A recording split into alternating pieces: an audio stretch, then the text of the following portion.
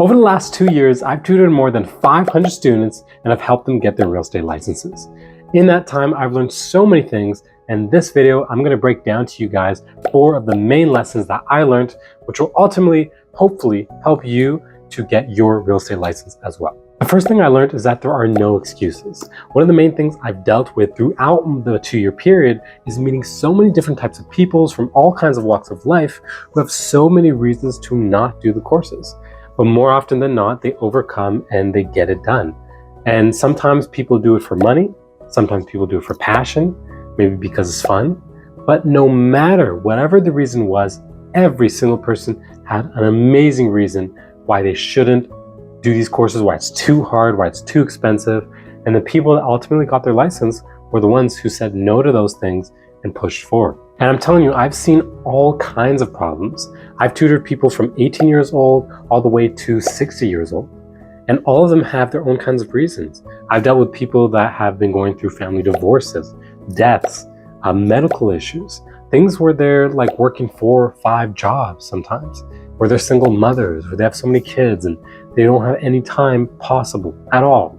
They're doing it in their lunch breaks. They're doing it in the mornings. They're waking up on at ungodly hours, like 4 a.m. or something. So I've seen all kinds of situations, and trust me, if one of these sounded like you, or maybe your situation isn't even that bad, I'm telling you, there are people who have it worse. There are people who have it harder. And that should be an inspiration for you, given that these people are able to do these courses because of their commitment, and regardless of those situations, they didn't let it hinder them. And so I'm telling you that you can do these courses, and there are no excuses why you shouldn't be able to get it done. And this is not to mention the failures. A lot of people have come to me and they've said that they failed the exam 4, 5, 6, 7 times. 7 times. Not to mention the money involved with repurchasing the course, but just having that feeling of disappointment. For those of you that haven't failed a course at all, whenever you fail, even once, it's extremely disappointing.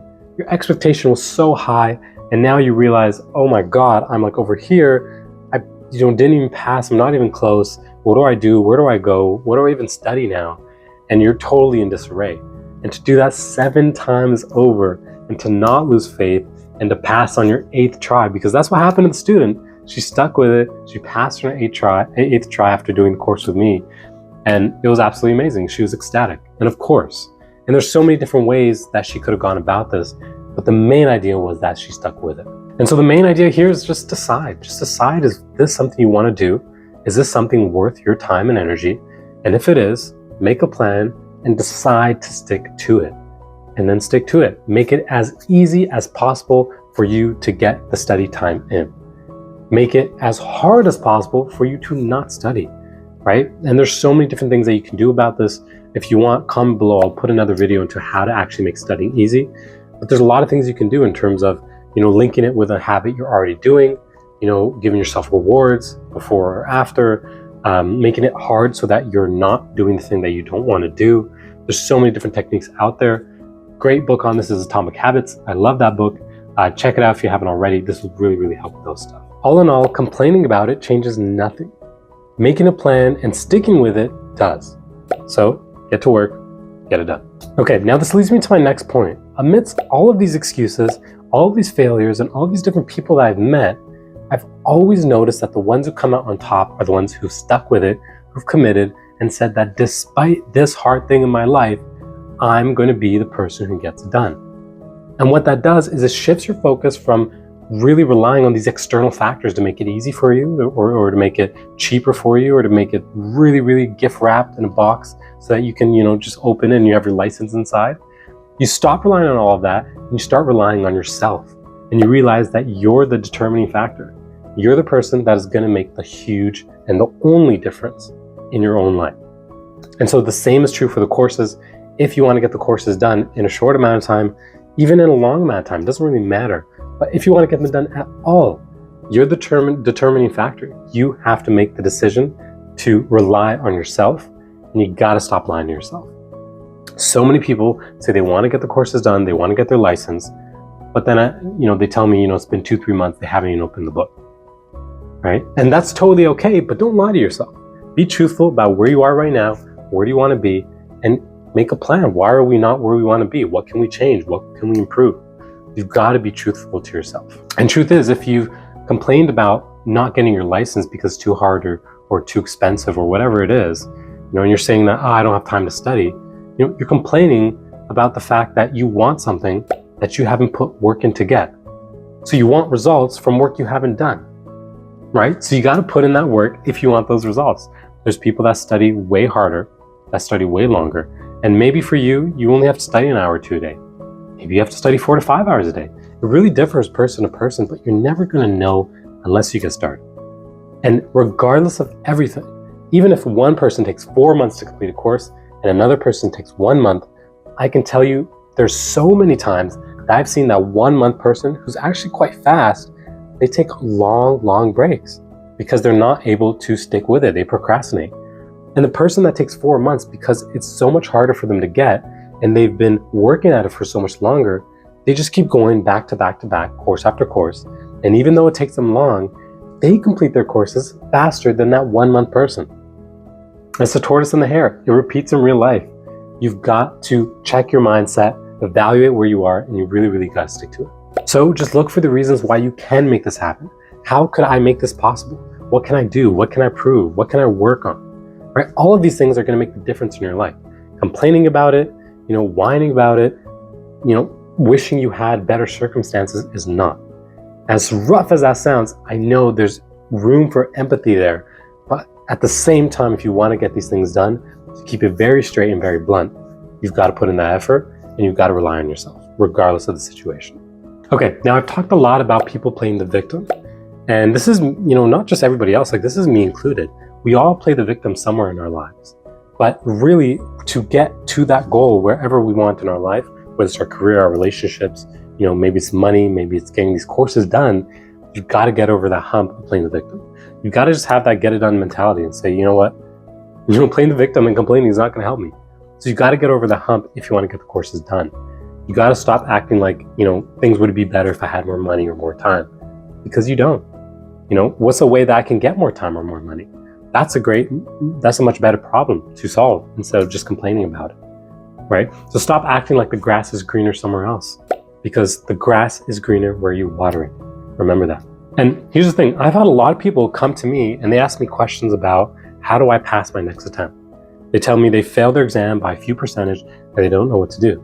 And that's totally okay. Sometimes you don't know what to do, you need guidance, and the first step is looking for help.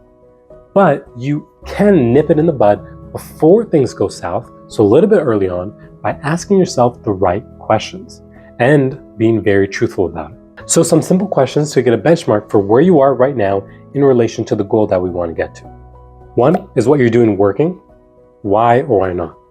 This is a big one. You've really got to take the time to evaluate, what have I been doing to study, how much time have I been putting in, and is that working? And when I say is that working, don't be opinion based, try to be unbiased. Try to focus on the facts. Have we done tests and practice questions? What have the scores been on those? Have we practiced different concepts and trying to memorize them? Have we been memorizing them well? Or did we just read all 50 pages and we think that is working? Right? So you got to find tangible reasons to believe and to prove to yourself, I'm actually improving. Because if you can't find those reasons, then it's probably not working. Number 2, are you making progress? And number 3, are you on track for your completion goal, right? We've got to be making progress. Maybe what we're doing is working, but maybe because of procrastination, of taking long breaks, we're not actually making progress. So both things have to go together. If what we are doing is working, then we should be making progress if we stick with it long enough, which is awesome. But now, is that progress fast enough to get us to our goal where we want to be? Or if we want to complete this in 6 months, we got to be making progress at a lot faster rate than if we want to complete this in maybe, 2 years, right?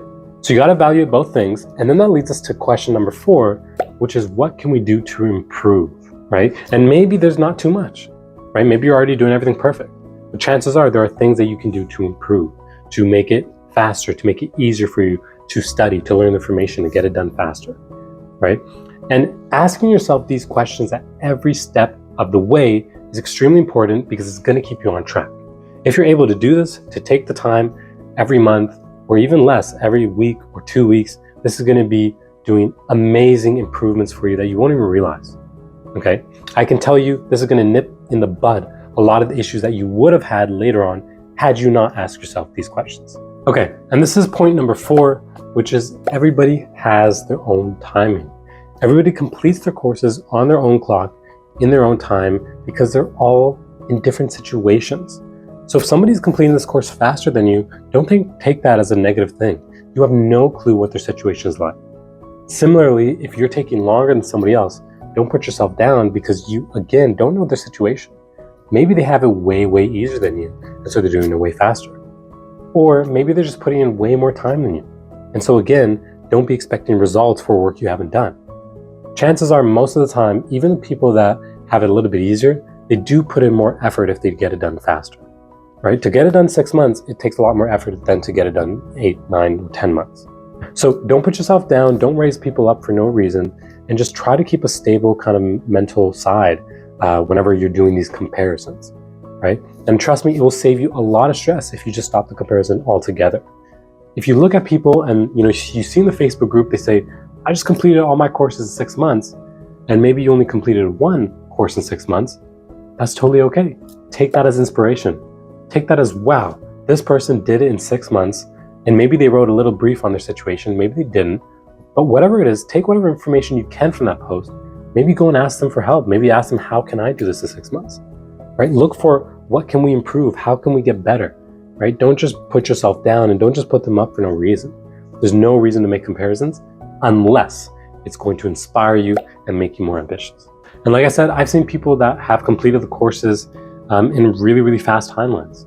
To give you some guidance, a very fast timeline is 6 months or less. An average timeline is anywhere from 8 months to 12 months, and a long timeline is anywhere from 12 months plus. And again, a long timeline does not mean that that's a negative thing. It simply means you took longer. And again, you want to complete these courses together with your life, right? Some people that do these courses in 4 months, that's the fastest I've seen. They're usually dedicating their entire life to the courses for 4 months. Is that something you're willing to sacrifice? Maybe, maybe not. But trust me, they had barely any social life. If you're doing this in 6 months, 7, 8 months, that's much more doable and much more manageable with your daily life.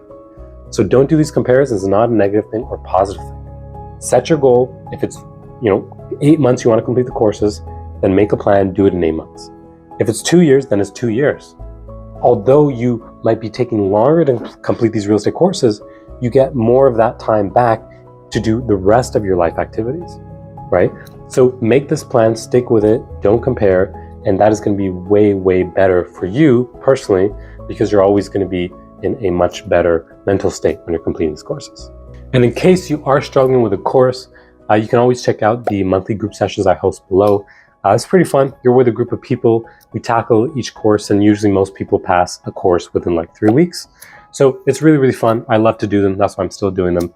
And you can check out and apply for those below. Okay, hopefully you guys liked this video. Hopefully it helped. If you like more of these kind of inspirational kind of long talks, then you can let me know. Drop a comment below, like, subscribe, and I will catch you guys in the next video. Later.